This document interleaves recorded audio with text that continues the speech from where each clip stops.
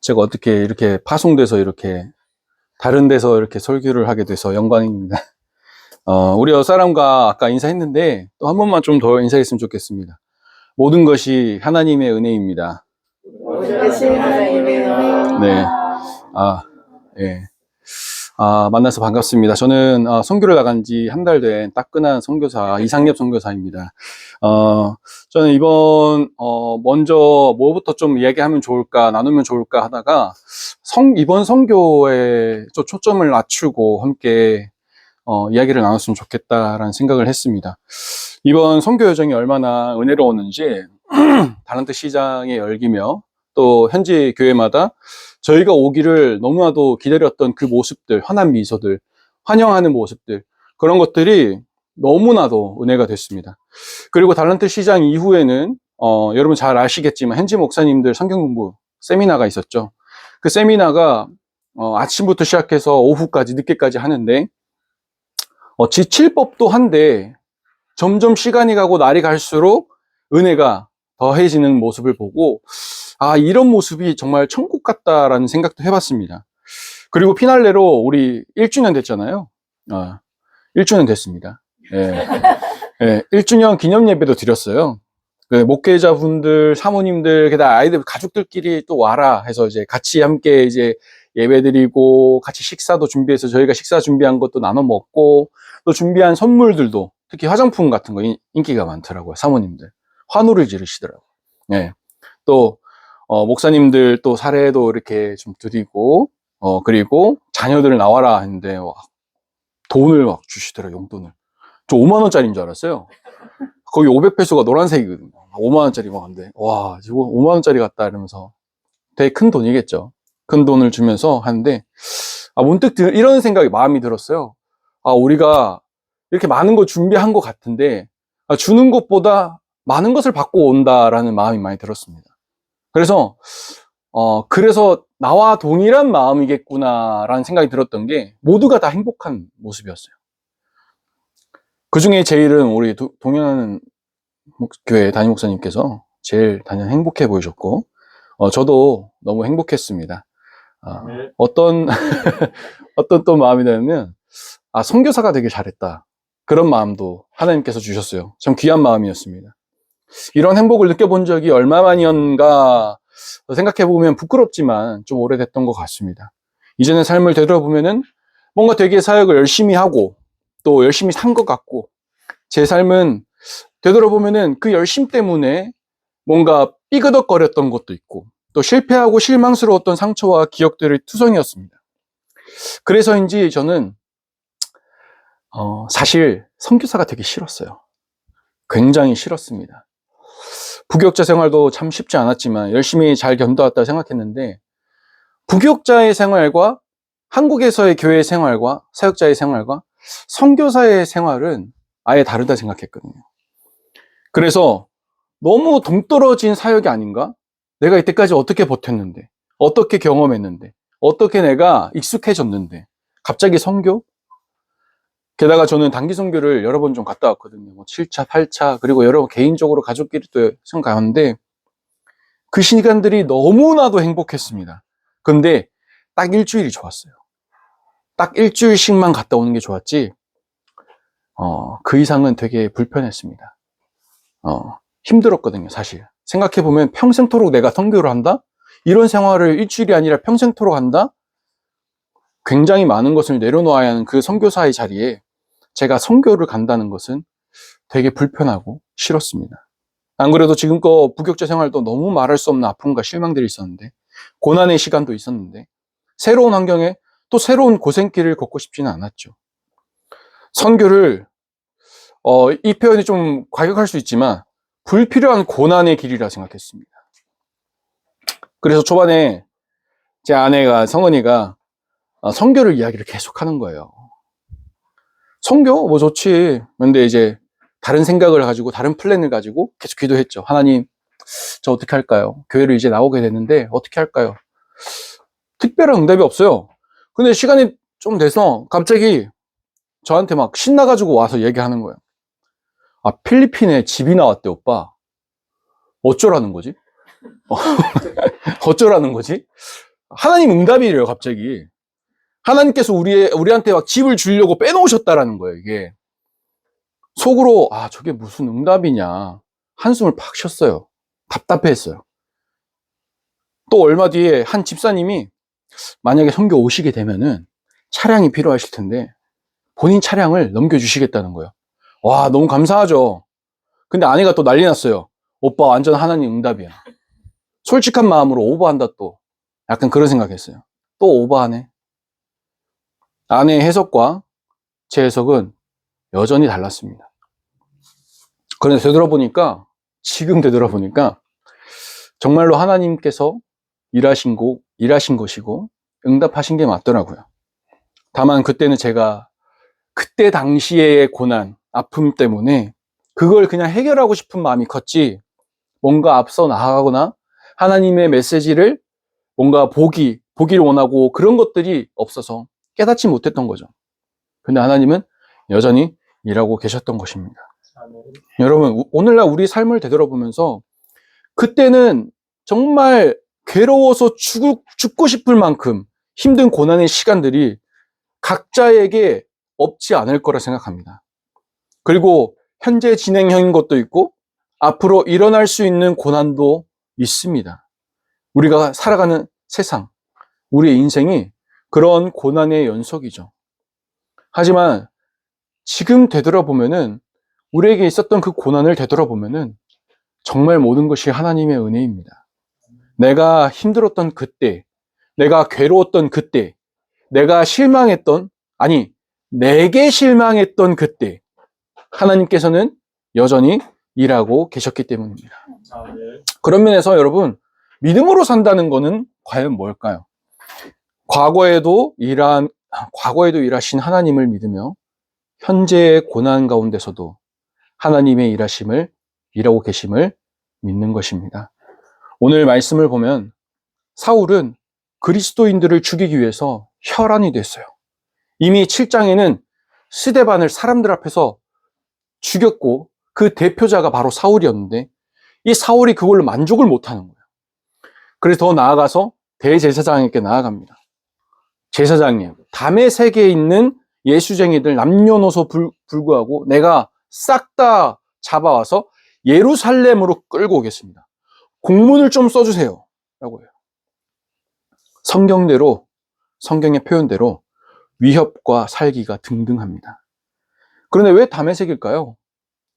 다메섹은 오늘날 시리아의 수도 다마스쿠스라고 하는데 예루살렘과의 거리가 200km입니다. 되게 짧죠? 여기 바로 앞에. 네, 200km. 몸무게가 아니라 진짜 엄청 큰 거리입니다.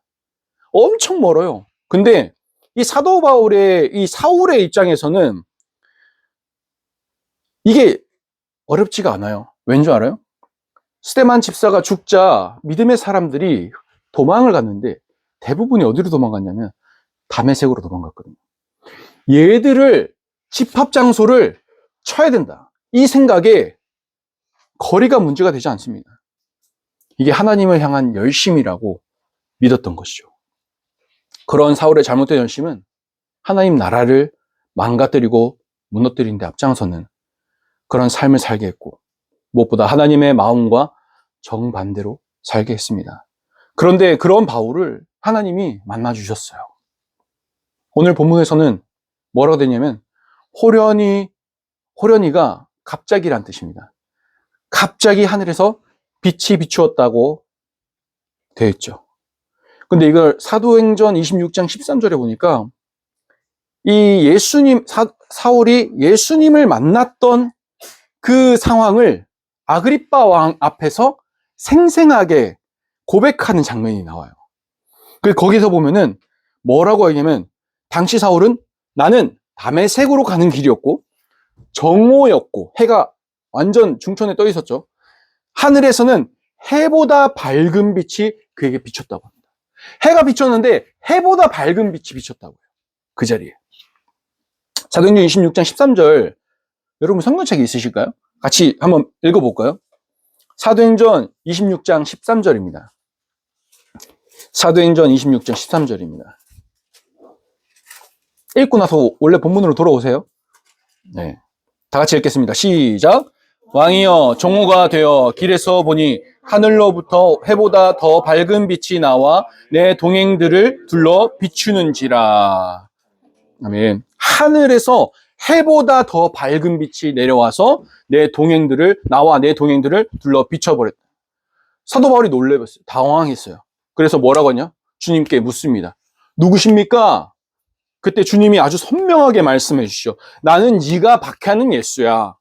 오늘 본문 9장 5절 말씀을 함께 읽어볼까요? 시작.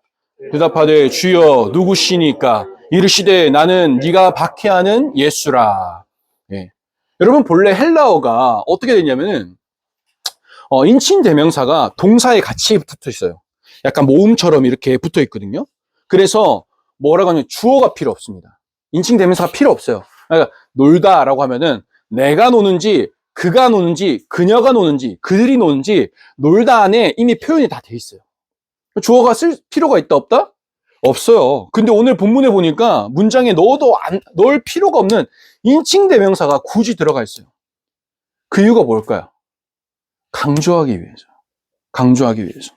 그래서 본문을 풀어서 말하자면 그러니까 나는 바로 너가 랍니다. 바로 너가 박해하는 예수야. 아주 정확하게 예수님이 말씀하셨습니다. 그 이유는 지금까지 잘못 살았던 바울의 삶을 정확하게 돌아볼 수 있도록 그동안 너의 열심이 얼마나 잘못됐는지 그간 네가 얼마나 너의 경험에 갇혀 살았는지 네가 얼마나 많은 사람을 정죄하고 네가 얼마나 많은 사람을 핍박하고 살았는지 정확하게 돌아봐. 그 이유입니다. 그렇게 주님은 바울을 만나주시고 사울에게 이렇게 말씀하셨습니다. 시내로 들어가라. 여러분 근데 그냥 돌려보내시면 되는데 우리가 잘 알듯이 그냥 돌려보내시지 않았습니다. 바울은 앞을 보지 못했어요. 그때 예수님을 만나고 나서 돌아가려고 하는데 눈은 떴는데 앞이 보이지가 않아요. 혼자 걷지도 못하고 누군가의 손에 이끌려서 다메섹 시내까지 들어가게 됐다고 합니다. 그리고 사흘 동안, 여러분 사흘이 며칠인지 아세요? 3일이죠, 3일. 예. 요즘 4일이라고 하더라고, 애들은. 예, 잘 몰라서 그래요. 사흘 동안, 3일 동안이죠. 예, 사흘 동안 보지도 못하고 먹지도 마시지도 않았다고 성경에 기록되어 있습니다. 오늘 본문 8절, 9절을 함께 읽어볼까요? 제가 8절 읽겠습니다. 9절 한번 읽어볼까요? 사울이 땅에서 일어나 눈은 떴으나 아무것도 보지 못하고 사람의 손에 끌려 다메섹으로 들어가서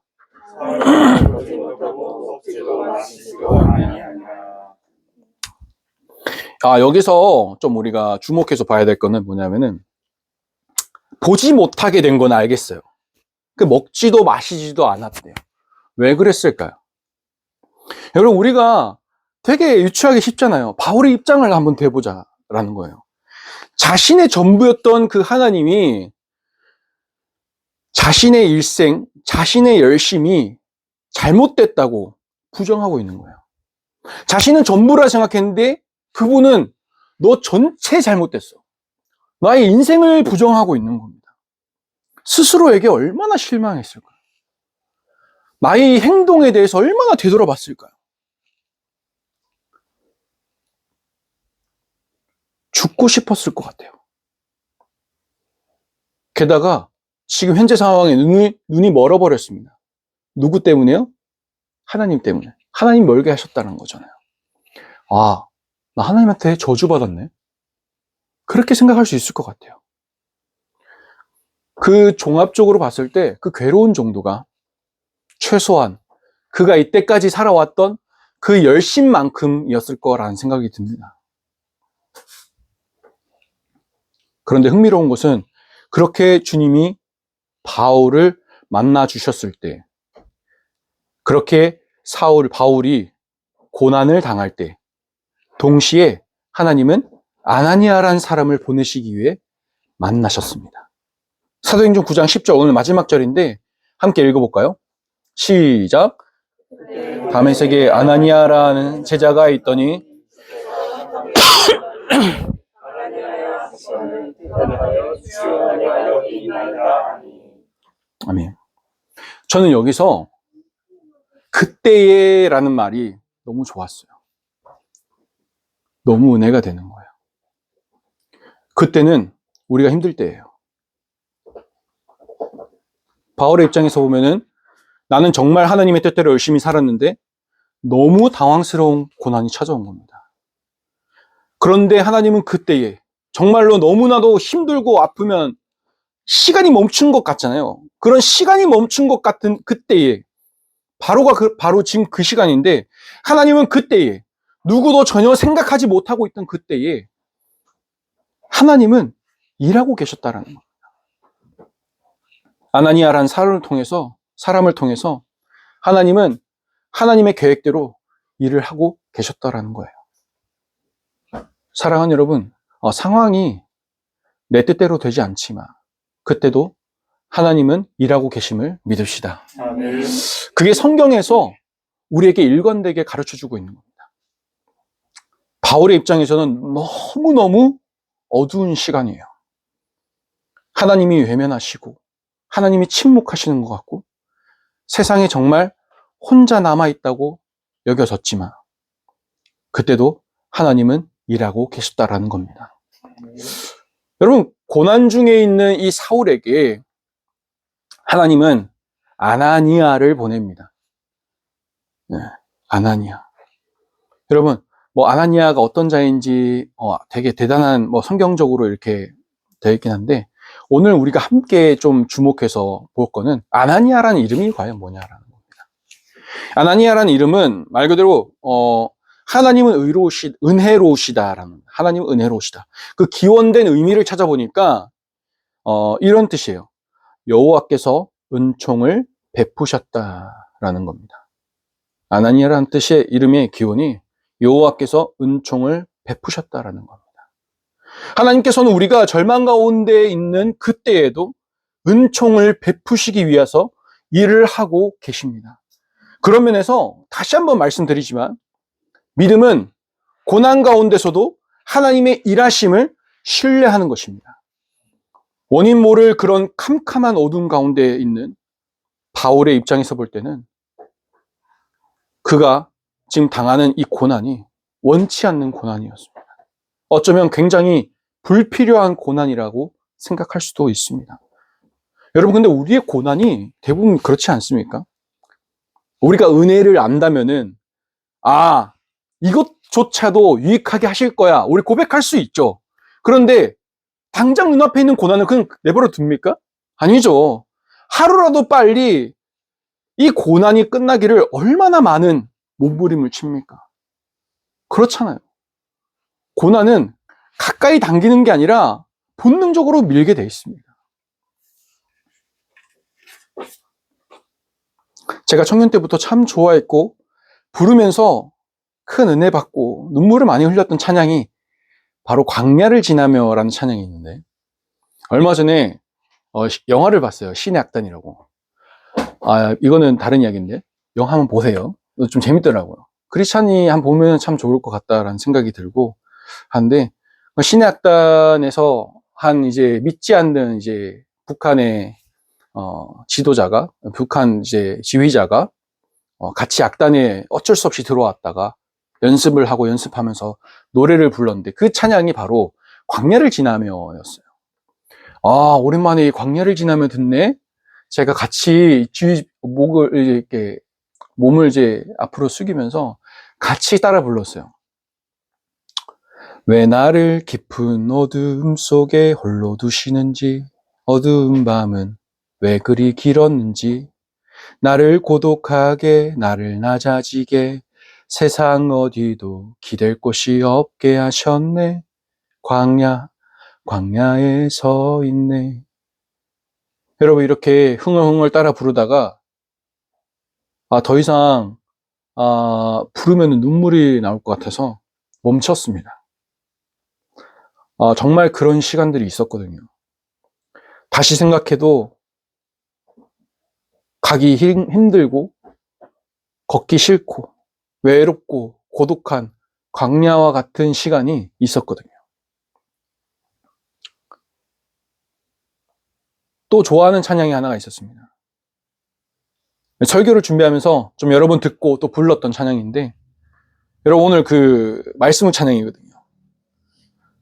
같이 한번 불러볼까요? 하나님 한 번도 나를 실망시킨 적 없으시고. 그냥 우리 목소리 들려는데 괜찮아요. 네. 네. 네. 하나님 한 번도 나를 실망시킨 적 없으시고 언제나 공평과 은혜로 나를 지나온 모든 세월들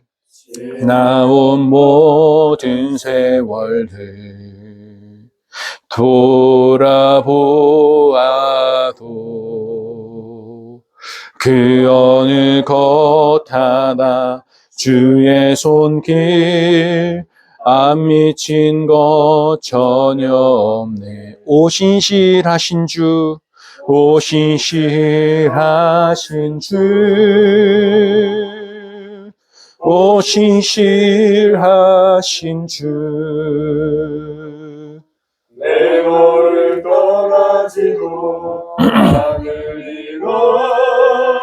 내 너를 버리지도 않으리라. 약속하셨던 주님, 약속하셨던 주님, 그 약속을 지키사, 그 약속을 지키사 이후로도 영원토록 나를 지키시리라 확신하네. 아멘.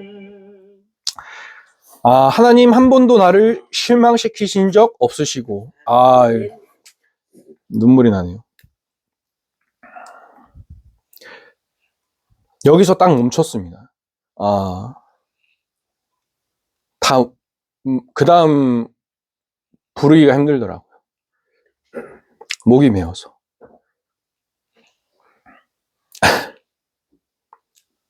실망시키셨거든요. 조금 과장하면은 하루에 100번이라도 더 실망할 때가 있었거든요. 스스로에게도 실망하고, 환경에도 실망하고, 누군가 때문에도 실망하고. 그런데 이 찬양이 너무나도 은혜가 되는 거예요. 찬양하다 목이 메이면서 멈췄던 거는 사실인데, 저는 알거든요. 하나님은 지금 실망시키신 건 맞아요. 그런데 지나고 보니까 이것도 유익하게 만드신 하나님을 제가 만났거든요. 그러니까 이 찬양을 그러니까 끝까지 부를 수 있게 되는 겁니다. 스스로에게 실망하고, 사업하다 실망하고, 환경 보다가 실망하고, 누구 때문에 실망하고, 목회하다가 실망하고, 사역하다가 실망하고, 여러 가지 실망할 것들은 우리의 삶에 가득합니다. 너무 힘들죠. 외롭죠. 화가 나죠. 답답하죠. 숨이 잘 안 쉬어져요. 그런데 시간이 지나서 되돌아보니까 하나님의 뜻이 있었구나. 여러분, 바울도 어두운 3일을 보냈습니다. 깜깜한 3일을 보냈습니다. 바울의 입장에서 불필요하게 느껴지는 고난의 3일, 그 3일을 보냈습니다. 그러나 지나고 나니까 아나니아의 이름의 뜻처럼 여호와께서는 은총을 베푸시는 분이더라는 거예요. 사랑하는 여러분, 그 하나님을 신뢰합시다. 우리 다 같이 함께 시편 37편 24절 읽고 마치도록 하겠습니다. 시편 37편 24절입니다. 시편 37편 24절입니다. 시편 37편 24절입니다. 다 같이 함께 읽도록 하겠습니다. 시작. 그는 넘어지나 아주 엎드러지지 아니함은 여호와께서 그의 손으로 붙드심이로다. 아멘. 여러분, 우리의 삶이 지금 당장에 넘어진 것 같지만 하나님께서 그냥 내버려두지 않습니다. 지금도 일하고 계시고 우리의 손을 붙들고 계신다는 사실을 잊지 말기를 바랍니다.